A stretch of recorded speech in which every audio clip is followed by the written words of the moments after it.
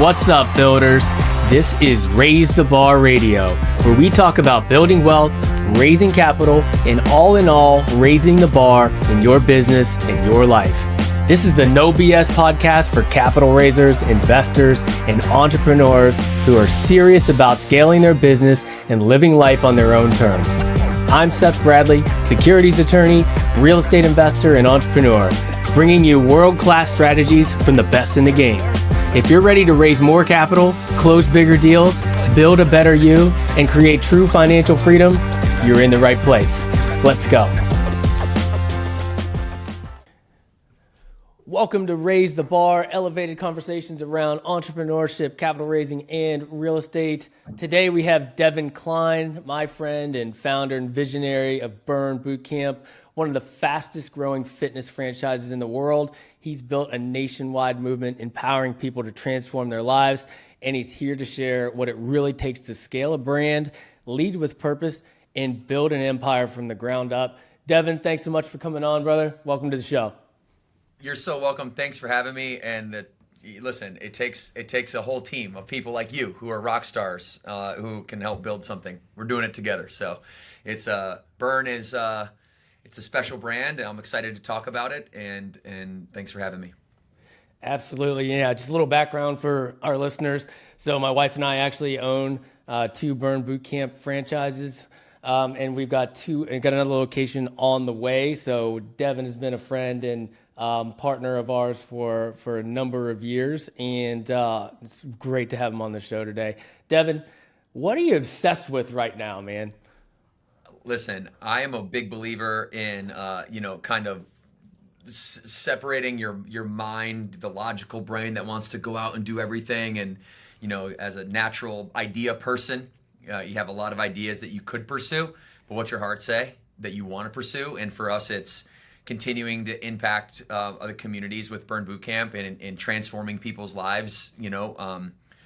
Talking about health, making health something that is common knowledge, making fitness something that's common knowledge, opening up new locations, new doors, impacting communities, reinvesting back into the business, helping it grow. I'm obsessed with the game that is helping people see all of themselves when they look in the mirror. And we get to do that. You guys are, I got to brag on you a little bit because you guys are multi-unit franchise partners of the year.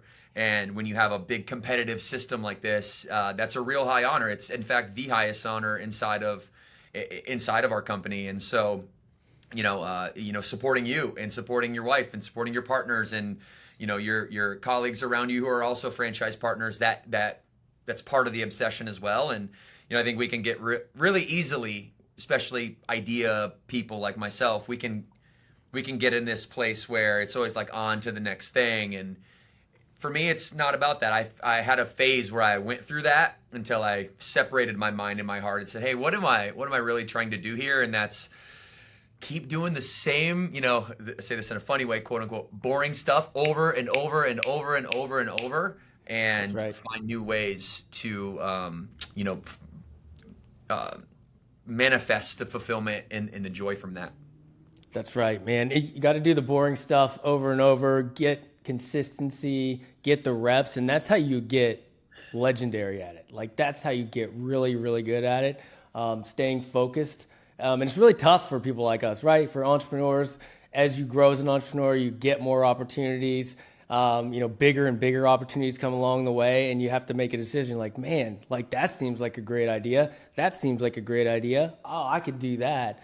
But really, you got to bring yourself back into the core. And it sounds like you had an experience like that. Oh, I mean, it's a daily struggle, right? I'm sure that most of the listeners that you have, Seth, are entrepreneurial or true, like I keep saying idea people, but that really means is that you lean into this human personality trait of creativity and openness and possibilities and what could be. And there's a lot of temptation in that. And even though it seems like a good thing on the forefront, I get asked all the time to be part of these big real estate deals or invest in this company. People know that, I've had some success in business. And so I have discretionary capital to maybe invest into this or that or the other thing. And it's like, no. And you have to be able to, say no and be comfortable. because it's very easy to take the eye off the ball. And how rare is it to get traction as an entrepreneur, right? Nine times out of 10 ideas that get started up 5 years later aren't here.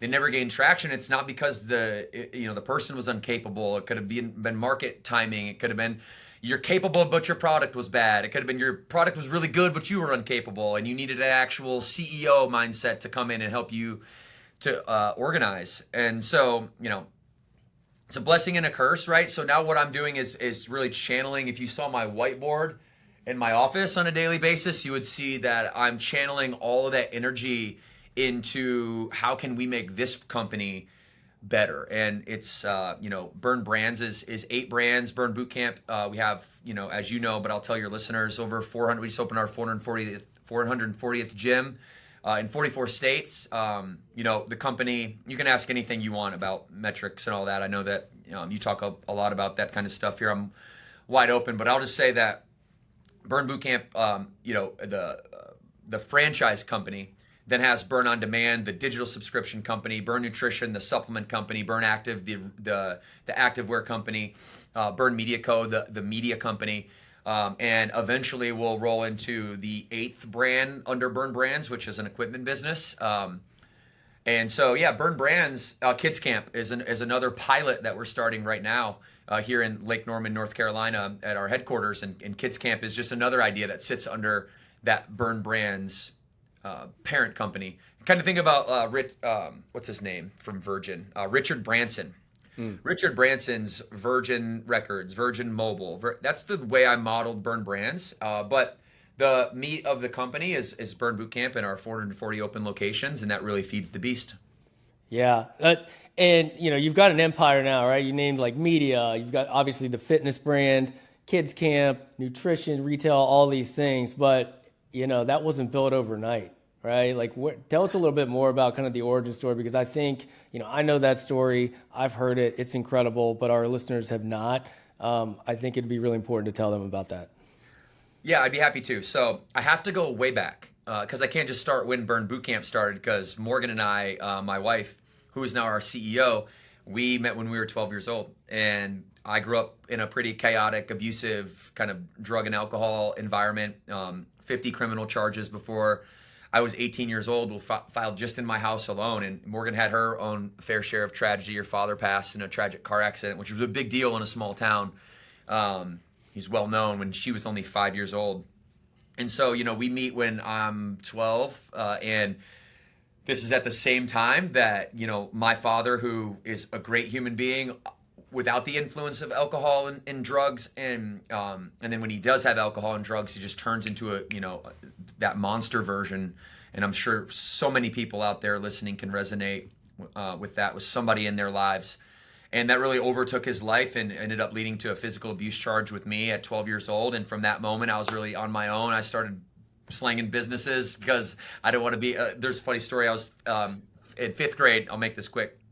I was in 5th grade and I was in the lunch line and I was on welfare, and you couldn't get the chocolate milk if you had the welfare. It was called a bridge card in Michigan. You could only get like the white milk that you couldn't get. So I was getting made fun of because I had to be in like the welfare line, and that triggered me into a lifelong journey of entrepreneurship, I think, because I never wanted it. It's a chocolate milk, but like when you're in 5th grade, that's a big deal. It's like the same emotional impact you might have as an adult with something more serious. And so I said, not me, never again. Started mowing lawns and shoveling driveways and working on roofs and with my uncles, and electrical jobs with my father on the weekends, and ended up when I was 16 met eBay and started flipping cars and vehicles, and all of a sudden I go from like having nothing to walking into college with a nice car and a stack of cash in my pocket. Morgan goes to Western Michigan University. I go to Central Michigan University. She studies food marketing. She's going to climb the corporate ladder. I have you have a parallel universe question. In a parallel universe, Morgan's the CEO of like a giant corporation like that and just climbed the ladder because she was doing so good at it. And, I decided to go play professional baseball. That was a short stint with the San Francisco Giants, got released. We lived together in Naples, Florida. And Morgan's sugar mama for me, dude. Like, not only did we meet when we were 12 years old, but she was paying my cell phone bill throughout the ending years of high school, into college, really mostly. And so she was always there to support me. I got released, moved to Florida. She's killing it. I became a trainer, had a couple odd-end jobs before that. I figured out I wasn't a good employee. I needed to do something on my own. Snapped back into my entrepreneur mindset. Created Burn while she moved to Charlotte, North Carolina to work for Kellogg's. Well, I quickly came after, right? Because I was going to support her no matter what. Set everything down in Naples I was working on, moved to Charlotte. Next thing you know, I'm starting Burn Bootcamp, going up and down the main roads here, knocking on all the businesses' doors, B2C, B2B, staying up late, scraping Twitter handles and news desk emails off the TV, like any way I could to just get the word out. And we opened our first camp in 2012. This was on a parking lot because nobody would lease to us. We didn't have the financial history. So we had a gymnastics studio. We'd rent inside in the mornings, outside in the evenings. And that was the start. So we did that 5 more times over the next 4 years, this parking lot gyms. And by the time we get to 2015, we're married. It's rocking and rolling. We're living a great life. We've got thousands of members. We've made our first $1 million. I've changed my life financially. And it's all about, how can we grow this company now? We got to our 5-year goal in 4 months, and we raised the bar from there. And next thing you know, now we're sitting here, 10 years later after our franchise launch in 2015. And like you said in the intro, one of the fastest growing fitness companies in the world. And, unintentionally, because our goal never was to get huge right off the bat. It was to do good. It was to make sure that, like I said off the rip, let's make sure that we impact somebody's life every single day. And if we touch their hand, if we're able to high five them and transfer that energy, they need to be a better person for doing so. So 440 locations, hundreds of thousands of members, millions and millions of workouts every month. And it's just been the most incredible, also surreal ride.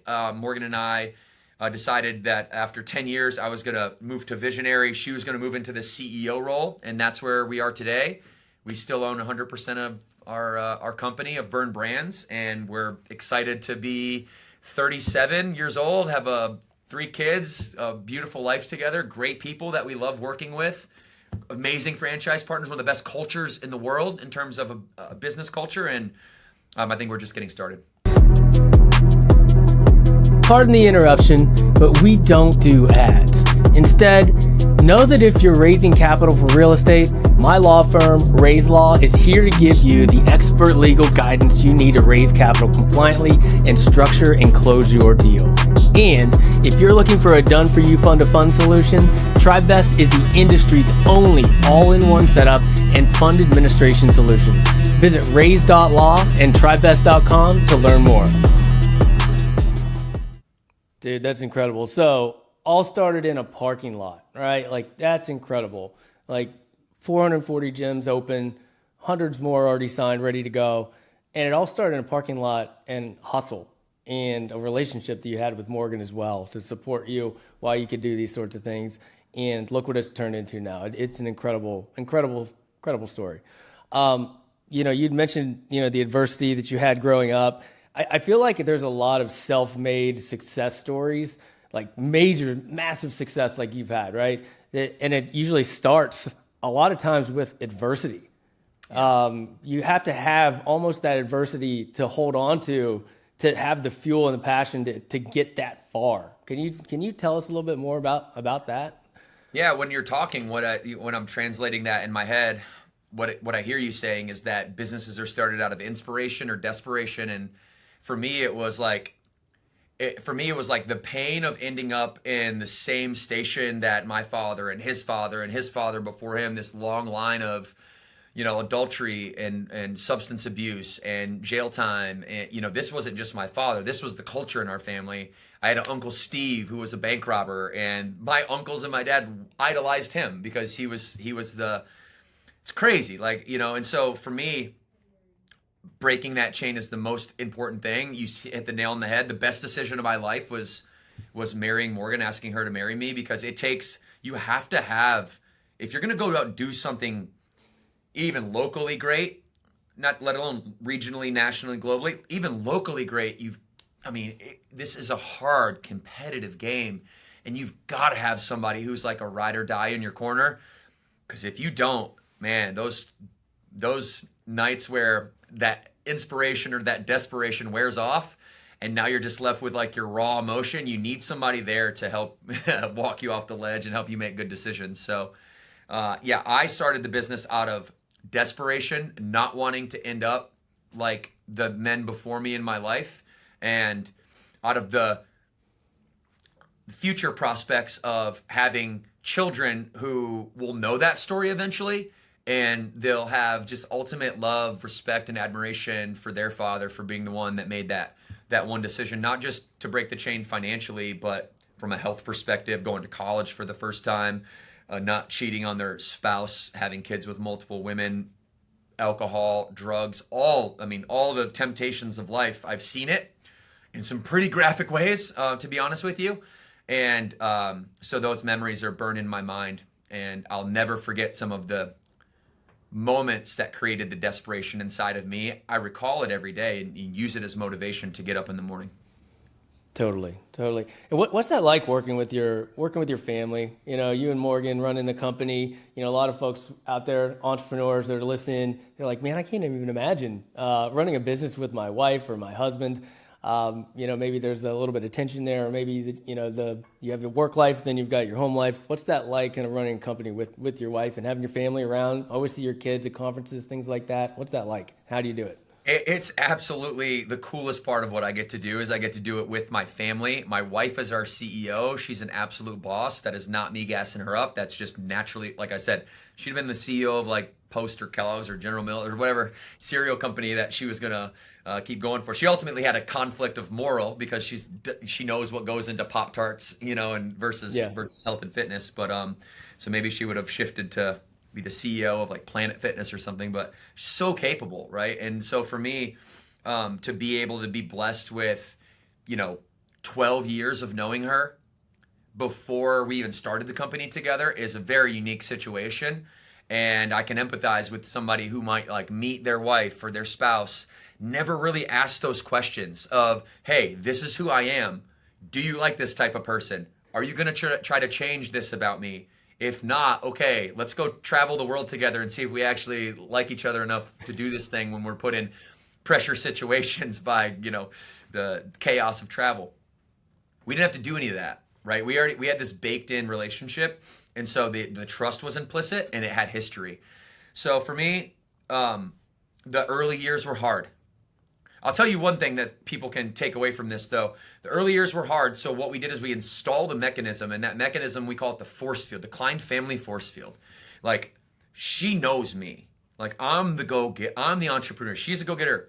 She's a leader, manager, executive. I will run through this wall despite it splitting open my forehead type person, right? If it means that on the other side of that wall, there's a greater good and some Band-Aids.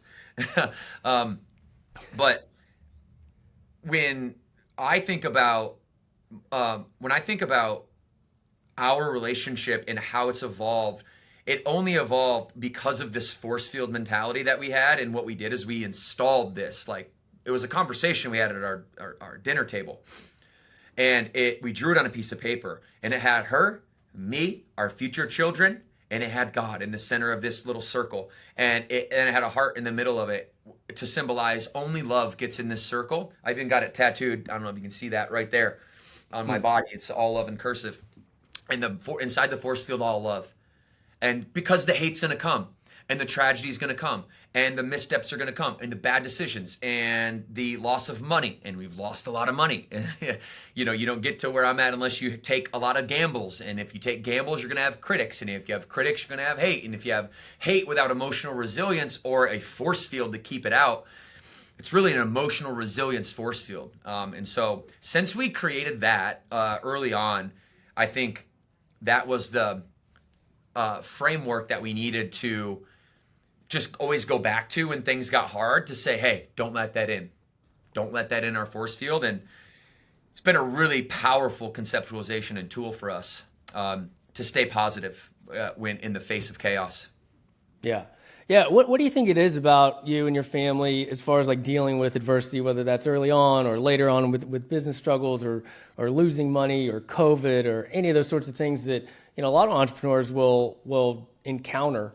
in their lives and in their business. But, some people, they encounter that adversity and they use that as an excuse or a crutch or a reason not to succeed, or this is why I didn't make it, or this is why I can't do this, or this is happening to me. Like, what is it about your mindset that's different, that you actually use that as fuel?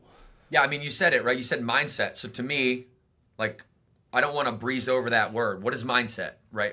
A mindset is a set of your mind. It's a set of thoughts that you revisit consistently that reinforce your identity, and then those thoughts become your beliefs, and your beliefs become your words, and your words become your actions become your experience. Now all of a sudden what I have going on up here actually is manifests in real life.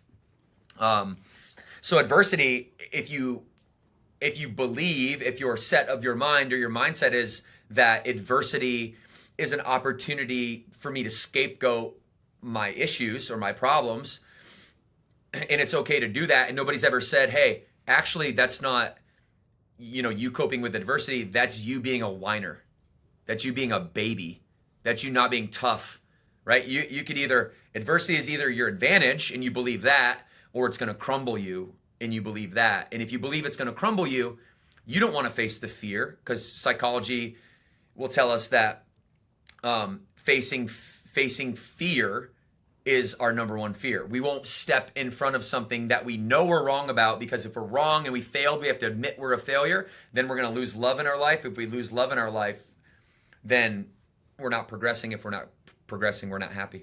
So adversity is your advantage has to really be your mindset, and it's always been mine. And also I have the advantage, and this, as you can hear me talking, it's kind of baked into me. I have the advantage of going through chaos as a young kid. Like I don't have a lot of adversity now, because anything like to the outside world I do, it's like, oh, how did you handle the pandemic? When the pandemic came, I'm like, I can't tell you that I was like looked in the face of the pandemic right when it dropped and we had to close all 275 open gyms at the time and said, good, great, let's do that. And was enthusiastic about it. But the next day I was like, okay, this is happening. This is going to be the great separator. This is going to be the great cleanse of this industry that's oversaturated at the moment. And I already know what our position is in it. And so I told you guys this too, guys, we're all going to hold the line, and we are going to get super scrappy. And this adversity we're going through right now will be our ultimate advantage. And so, kind of in that sense, a business owner is a mirror reflection. The business is a mirror reflection of the business owner's set of mind or mindset. Yeah, I think you said something there really, really powerful, dude. Like, you talked about he dealt with adversity, and we talked earlier about a lot of really successful people dealt with a lot of adversity at a young age, as did you. And you're almost used to the chaos. You're used to change, discomfort, all the things that we as humans tend to avoid. You're already conditioned to it at a young age. So when it happens later, you're like, this is nothing. COVID, I don't know what it is, but we're going to get through it. And I've already been through worse than this, whatever it is. Yeah. We're going to dominate this. I remember when you said hold the line, and people were like, what the hell is Devan talking about? Hold the line. Like we've got this crazy thing that nobody knows anything about at the time. And Devan's talking about hold the line, but you just knew something that other people didn't. And that's that we're going to get through this, and we're going to use this to our advantage. I knew how much effort and energy and love and care and compassion and true like grit and financial equity and life savings had gone into this brand, and we designed it to be side by side with our franchise partners, right? We designed it to be a direct relationship to where there's no middle people, there's no master franchisee or area representation that separates you from me, but I want to be connected with you at the root level, at the human level. And then we can match our core values, right? And when we have matched core values, we can go through adversity together because we'll handle it similar ways. And so I just knew that message was going to resonate with everyone during that time, because I know you, and I know Allison, and I know Erica, and I know Dustin and Ian and everybody that's kind of a part of your organization, and everybody else in Burn Nation, right? There's a lot of locations, but there's not that many of us as franchise partners, and we're just a tight group. So I just knew how much stake in the game we had, and goodwill is measurable intuitively. Like you can feel goodwill. And I think probably a lot of times from the response you get from the marketplace, but we had a lot of it, and I knew it was going to pay off. Yeah, totally, man. Was there a point kind of when you were building this business that you realized, hey, this isn't small. Like you're not playing small anymore. This is that raise the bar moment where you're like, whoa, we're on to something here. Let's fucking go. Like what? When did that happen? Oh, definitely. Well, I come from welfare, right? So like money for me was never a motivation. It was always like just the respect, like the chocolate milk story. Like I just didn't want to be the guy that was standing in that position. Like I just wanted to be in the other line. And so my mind was very easily blown when it came to financial success. And I'll never ever forget um, the two things happened in the same week, and it was very early on. It was like a middle of the week, I forget what day, but I looked down at my bank account, and for the first time, it had hit $1 million in cash, and I was 26 years old, and I had only been doing this for 2 years. And the next Saturday, so that was one thing. The next Saturday, we had like 150 women that came out and trained with us. It was so hot. It was like 90 something degrees, like mid morning on Saturday, doing a plyometrics workout, doing a sprint finisher. Okay. So our legs are toast by the end. We're sprinting. I got 150 people. That's 15 lines of 10. And the athletic people go first usually. They tend to gravitate toward the front. So they run. Yeah. And everybody else behind them is doing jump squat, jump squat, jump squat. Their legs have cement in them by this point. Group 2, go. They run. Group 3, go. By the time I get to group 4, group 5, group 6, everybody starts falling. Like not everybody, but handfuls of people start falling, scraping their knees. And I know I'm kind of laughing because it's what happens next. That's the inspiring part. That wasn't funny. I was like, oh God, that's not good. But they're scraping their knees. They got pebbles lodged in their kneecaps. They're crying because they're embarrassed. And it's not like one person. It's like 10, 12 people. The other 4 lines start running back, unprompted by me. And they start grabbing up these women off the ground and literally running with them. Like they were able to run. They didn't break their leg or anything. They got up and ran. But it was the fact of I fell down. Somebody came and got me who otherwise shouldn't really care about me. They don't really know me. And they carried me across the finish line together. Morgan and I got in the car after that crazy morning because we were training the camp together. And I looked at her and she looked at me and I go, babe, dude, we got something here. Like this is not normal. That was not normal, what we just saw right there. And so those two instances of like seeing community in action and then also looking down and being like, oh my God, like, am I supposed to even have this? Like, what do I do with this money? Was the recipe that gave us the confidence to say 500 locations. Let's go do that. Because at first it was just literal tagline was Charlotte's Fit Community of Moms. And we were going to do 5 locations in Northern Charlotte. That happened in the first 6 months. And then the next goal was like, if we can do this fast, let's shoot for the moon. And if we fall, we'll land on the clouds. So let's go to 500. And today we're sitting with like 620 something awarded. So we've crossed that mark. And yeah, it all stems back to that 1 week that gave me the confidence to say I can really dream big here. I'm capable. And nobody ever told me that really my whole life outside of baseball. Is the one place that I heard it. So this is the first time I saw success in a real way. Yeah. What's the limiting belief there that you had to overcome to get where you're at today? It sounds like there was some buried in there. Yeah, I think probably a lot of things I've overcome along the way. That's a great question. DJ and I were actually talking about that because that's the one question that you said you might ask that was going to be a tough one. Let me give you this. I'll give you a failure because I think a failure to me really exonerates like who you actually are. It actually points to your character. And when we're successful, it's very easy to have good character, right? It's like very easy to be good when everything else is good. It's like, who are you going to be when times are bad?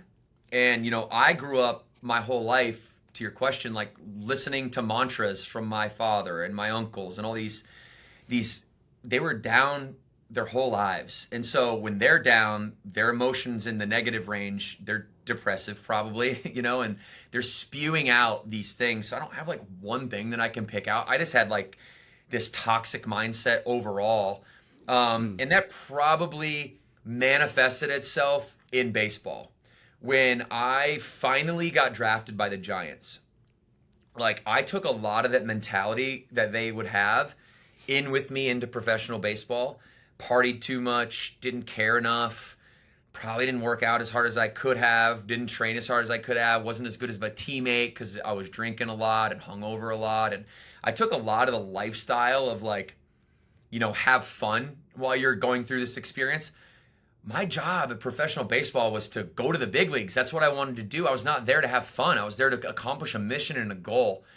And so my dad and my uncles always lived with the mentality of like, life is short, live it up. Like you're going to die one day anyway. And it's like such a depressing way to live. And so I got released from baseball, and that was my aha moment for me to be like, hey, not me, never again. I stopped doing all the things that I was doing, partying, drinking, smoking, whatever it was that we were doing on the road as baseball players. I completely stopped it for like 5 years and just, reshaped my mindset and started listening to everything that I could, Tony Robbins, through a sober, clear mind. And he really became that new father figure that kind of deleted the old mantras that weren't serving me and installed some new ones. So yeah, that probably my biggest regret too, although it's led me to this point, was not taking professional baseball as seriously as I could. That may roll into your answer here, but I like to ask, what in a parallel universe, tell me about a different version of you, not better, not worse, just different. And there's usually a pivotal moment in your life that kind of set that off into a different way. What was there a moment there for you, and what did that look like? Yeah, so I'm somebody who thrives in chaos. So I'm in this universe, I'm perfectly suited mentally to do what I'm doing, right? Which is to, be the inspiration and the motivation behind the business, the strategist behind the business, but also the chief firefighter, where I'm dealing with all the hardest issues of the company, Morgan, myself, our COO, Amber. And so, it takes mental fortitude to do that. And if I was in a parallel universe and didn't have that type of upbringing that installed that mental fortitude, I drew a lot of my tattoos, and my tattoo artist is much more gifted than I am. I don't know if people can see it, but I drew most of these by hand, and the ones on my leg by hand. And I'd probably be an artist. I am a very creative person. I took the understandyourself.com Jordan Peterson Big 5 personality trait analysis. And if there's 100 people in the room for trait openness, which is the trait for creativity, I'm the 99th percentile. So I'm the most creative out of all of them. Which is obvious because I can like laterally transition from business to drawing art to recognizing music to, all that, like the beat patterns in music. So I'd probably be an artist, and I'd probably draw, create canvas, create artwork. It's freeing. It aligns with my spirit, and I really can get lost for 4 hours in like The Wolf, for example. That my depiction, my artistic depiction of the Tale of Two Wolves, if you ever heard that fable. So when I'm stressed, that's when I like to break out a canvas and get to work for 4 straight hours and not think about anything else. Yeah, I love that, dude. Yeah, when you first showed me some of your drawings, I was blown away. Because, typically entrepreneurs, like people like us, don't have that artistic side. It's usually a different direction. And then when you show me those photos or those drawings, I was like, wow, dude, that's incredible. That's incredible. I have a theory on that, by the way. It's not that I'm a good artist. It's just I am good at patience. And if you can draw little lines, if you take enough time, you can draw a picture, because it's just a bunch of little lines. That's all it is. Makes sense. Hey, man, when it's all said and done, what do you want people to say or remember about, 2-part question here, Burn Boot Camp, and for you, what do you want them to remember about you? About me personally, I just want my children to remember that I was a father to them first, and to my wife that I was a husband to her before I was an entrepreneur. And if those 4 people can say that about me when I'm gone, and I served God the whole time, then life well lived.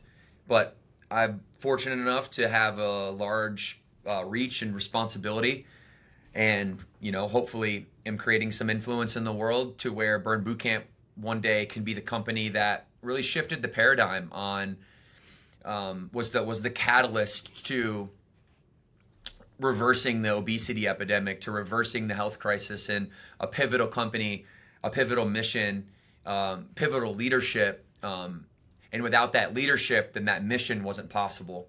And if we can even like come close to that, sniff that, like get within arm's reach of people using the word paradigm shift with the company Burn Bootcamp, then we will have achieved our mission. Our mission in our mission statement, as you know, is to ignite global health transformation by inspiring, empowering, and transforming the lives of women and their families, to show them how strong they really are and how capable they really are.